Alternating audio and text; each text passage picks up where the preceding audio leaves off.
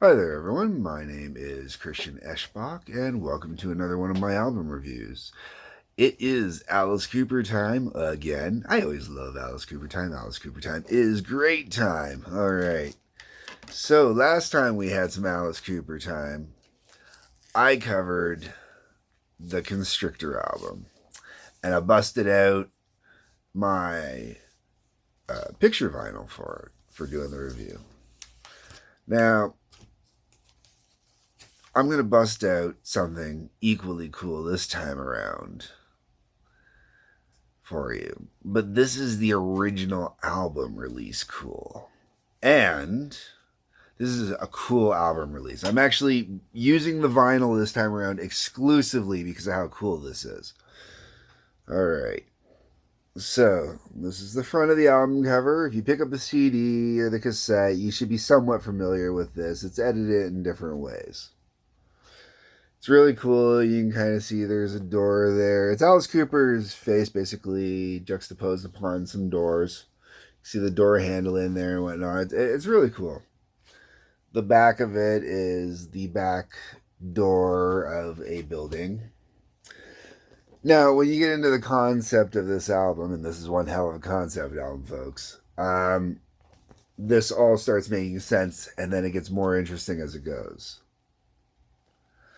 So, this album is, for those of you that do not know the story, this is From the Inside. This album was inspired by Alice Cooper's time in an insane asylum, which he went to as a rehab for alcohol abuse. Yeah. Oof. Which led to. This is direct from Super Duper Alice Cooper. His alcohol abuse, and this album led directly to his cocaine abuse. Woo! All right. Now, the cool part about this album is it's Alice Cooper working with Bernie Taupin of Elton John fame. That's right, lyricist Bernie Taupin. Now, the two of them work together. It's one of those things they talked about it for years. They're always like, hey, we should do it. And then all of a sudden they did it. And then the cocaine happened.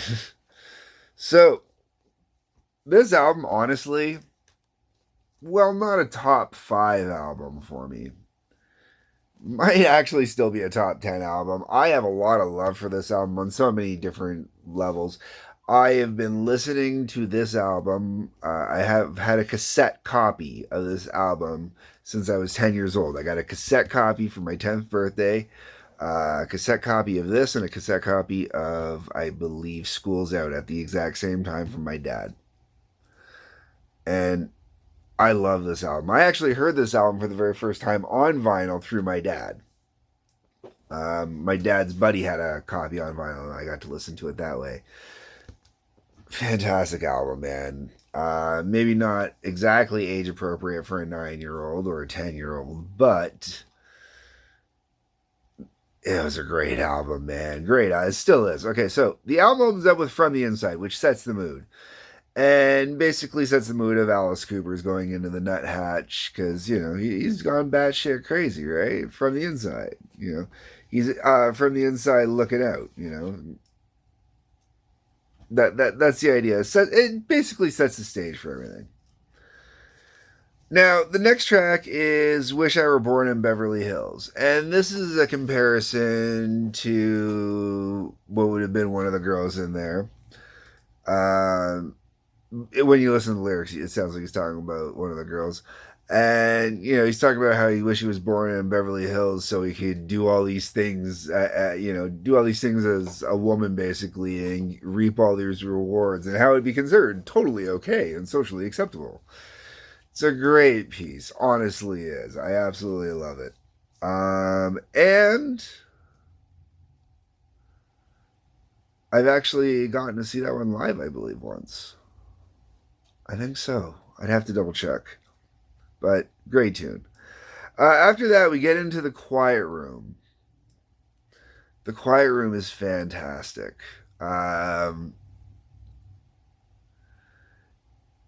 it really captures the idea of being put in that padded cell wearing a straight jacket and just because you're so out of control and trying to get you to calm down and blah blah blah blah blah. And just how it kind of tears at your brain, and it's wonderful storytelling. Okay, from there we go into this album's full-blown sexual rager, Nurse Rosetta. So this is all about having a sexual fixation on one of the nurses in the asylum, and not necessarily that Alice had a sexual fixation, but there's this one great line in there. I'm suddenly twice my size. My pants are all wet inside. Beautiful line. Beautiful line. And it's all about how the perspective of this person is seeking and craving this subjugation and dominance from this goddess sex, like, I don't want to say Nurse Ratchet, because it's like craving the evilness of Nurse Ratchet, but Nurse Ratchet has to be a hell of a lot of you want to get some. Now, saying all that, it's a great song. It really is. Now, after that, we go into Millie and Billy. Millie and Billy is a beautiful, beautiful duet. I normally would bag on a ballad, especially a ballad like this. I mean, if you don't listen to the lyrics, if you listen just to the singing, the back and forth, right? It is such a, like, I just, no, makes me want to, it's just really such a sappy, gooey song. And then you actually pay attention to the lyrics.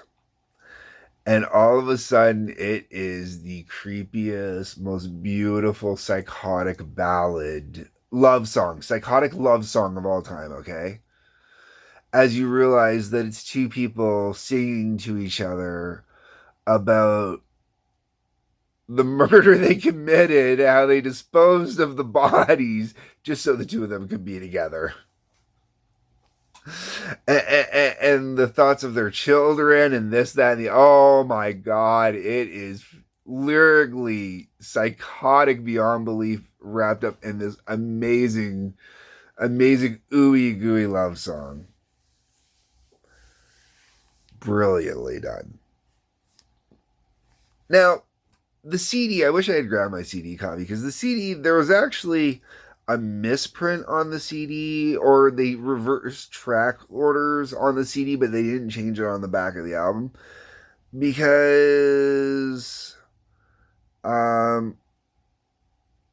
know it says Nurse Rosetta's on side 1, and then I can't remember the other song. There's another song where it's switched. I believe it's, anyways, where they've got it screwed up. Now, here I know it's in the proper order. And the reason why I mention this is the other version doesn't quite flow properly because of the way the track listing was done. I think maybe it's for Veronicas Sake. Maybe it's for Veronicas Sake and Nurse Rosetta are switched around. And it doesn't work as well that way. It works better this way, in this actual order.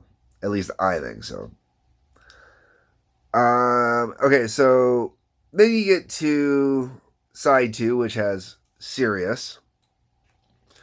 Sirius is a great way to start off side 2, get you pumping going. This is one of those songs where they use the vinyl properly, okay? I should mention this before I go too far. They really use the vinyl on this properly, because Millie and Billy, the way it trails off at the end of it and the creepy ambiance that's going on and whatnot, it closes out the album perfectly to set you up to actually have to get up, go over, flip the album over. Because, to have one that flips the album for you, that's some major heavy-duty fandangleness there. So it sets it up perfectly. So you go flip over that and put it on, and then when you start the second one, it kicks right into gear and grabs you again and gets you going, which you really wanted to do. Alice Cooper, it's interesting because this was not done with Bob Ezrin. Bob Ezrin was the master when it came to Alice Cooper with help setting up albums so they work perfectly. Alice obviously took part of what he had learned in that time and used it here. And David Foster, who is the producer on this album, must have known a thing or two as well, obviously.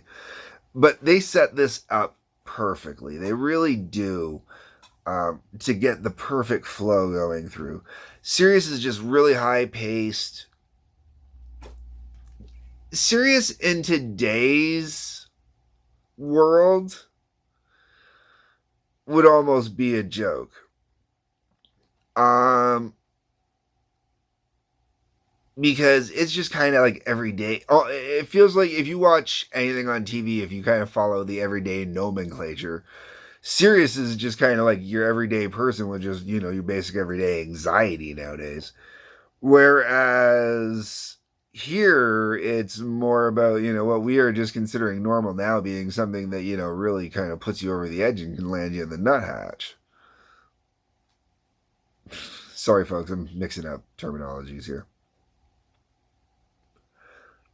Now, Sirius, after Sirius, we slow down really, really hard. We go into How You Gonna See Me Now. How You Gonna See Me Now is the ballad, the ballad of this album. It's the Only Women Bleed. It's the You and Me. It's the ballad. And even the fact that it's set in an insane asylum does not help it, because it's that reflection of, oh, how are you going to see me when I get out? How are you going to see me now that I'm different? How are you going to see me blah, blah, blah, blah, blah. Like,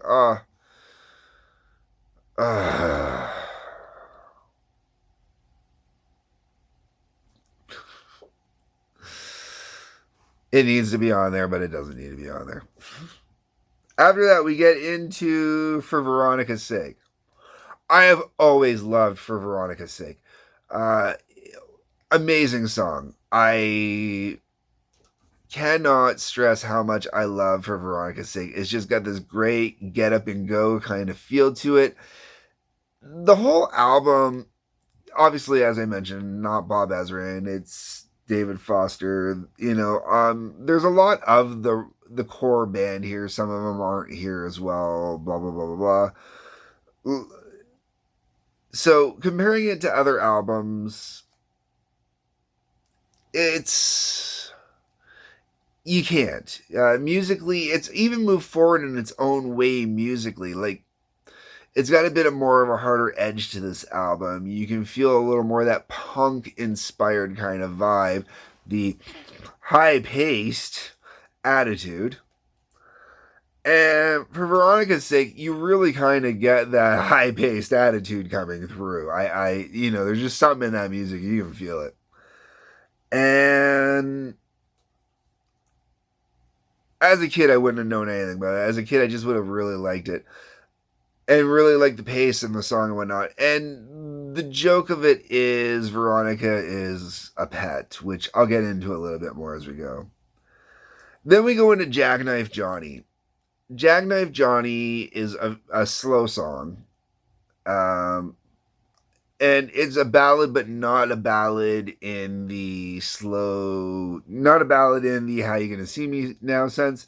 A ballad in the, well, using an Alice Cooper reference, the Ballad of Dwight Fry sense, or, the Saga of Jesse Jane, that, not to compare it to either one of those songs. Musically, it is its own beast, not to be compared to that. I'm just trying to give you that idea of the slower storytelling narrative kind of going on here. And, to call it the Ballad of Jackknife Johnny would have been perfectly acceptable. It's a Vietnam vet. It's coming home from Vietnam and dealing with coming home from Vietnam and being totally broken because of what's happened in Vietnam. Something that nowadays, for dealing with, the whole thing in the Middle East for the last 20 years, we willingly just come to accept it as PTSD, right? And that's what it would have been back then, totally and honestly. But they didn't look at it that way. It wasn't seen that way. It wasn't viewed that way. And Vietnam vets honestly really took a lot of bad shit. So Jackknife Johnny is kind of like this beautiful ode almost to someone who went through hell. Jackknife Johnny, Alice in Chains Rooster, that would be Jackknife Johnny, except for years before that and not grunge. And then the album finishes off with Inmates, and in brackets, We're All Crazy. To this day, it is still one of my all-time favorite songs. It is so creepy, and it is so beautiful, and it is so poetic. And I was inspired by that song way too early in life, man. I that song warped my fragile little mind in all the best ways. But absolute madness, just and these little voice parts that they put in there, it's just, and it's this beautiful ode to just everyone's honestly just a little nuts. Okay, so ready, here we go. To the album. Let's open the doors and look inside the asylum. All right. Now, some of these are kind of humorous portrayals or your cliche humorous portrayals or whatnot. And that's a bit of a shame. But other parts are beautiful. Like, I love that, you got Jackknife Johnny right there. Nurse Rosetta's clearly over here. Look at this, the little quiet room. Little quiet room with a little Alice Cooper inside the quiet room. And here it says Inmates in the memory of Mooney. I can't open it enough for you guys to see that. It's actually preserved pretty good compared to everything else on here. You got everybody's represented in here. Everything is represented in here. I believe this would be the dude from Sirius. Wish I Were Born in Beverly Hills. Veronica. Where is Veronica? I believe that's supposed to be Veronica, the dog there. But Veronica in the comic book is actually a snake. And I believe Veronica is actually supposed to be a snake. Now, the best part is you thought the inside was cool. See, you can't do that with CD. I mean, they could, but they didn't, You go to the back, and that flips open too. That is so awesome. I mean, really, I know they digitally remastered the $1 Billion Babies album, and unfortunately, they didn't do a big enough pressing of it. I never got my hands on it when they digitally remastered it on CD, and I think they restored parts of it. But Alice Cooper vinyl was amazing. Always intelligently, beautifully designed. Now, this was the peak of Alice Cooper vinyl. Because you had to have the inlay just perfect, right? So that's Alice in the quiet room there. And that's the back. That's the whole picture of the back, because you can't see it all through the doors unless you bust open the doors. This was brilliant, and there are other artists that obviously did this, but almost every Alice Cooper album in the 70s, with the exception of Welcome to My Nightmare and Goes to Hell. No, I don't remember, but no, Lace and Whiskey I think was normal too. Okay. So the first 3 solo albums were pretty normal. But then Alice did another great one again. I don't think he went this nuts after this again. Zipper Catches has got a little bit of a cool work to it, but not a lot. And the other thing here, I don't know if you really noticed or not when I was showing it earlier, you got the eyes showing you everybody's faces reflecting in it, which is really cool. This really is, if you can get your hands on the vinyl, just so you have a copy of the vinyl, it's totally worth having. It is absolutely awesome. Not even to listen to. This is just a rough, shoddy copy. One day we'll hopefully find a better copy, and I'll enjoy it immensely. This one is just so I have it. And I obviously have it on CD. I love it on CD. It's one of those the whole entire original Alice Cooper catalog really does need to be totally digitally remastered and re-released. Oh my god, what I'd kill to be able to get that done. I love it all. It's all brilliant. And there's got to be a need. There has to be. Anyways, if you can find the vinyl, pick up the vinyl just for the artwork. The artwork on this vinyl is really cool. I mean, they didn't make a lot of vinyl like this. Then just pick up the album itself as something cool. There is nothing, even though this album's from 1978, there is no disco on this album. Like I said, there's a few slow tracks, but the few slow tracks to me are totally forgivable in the context. They're perfectly fine.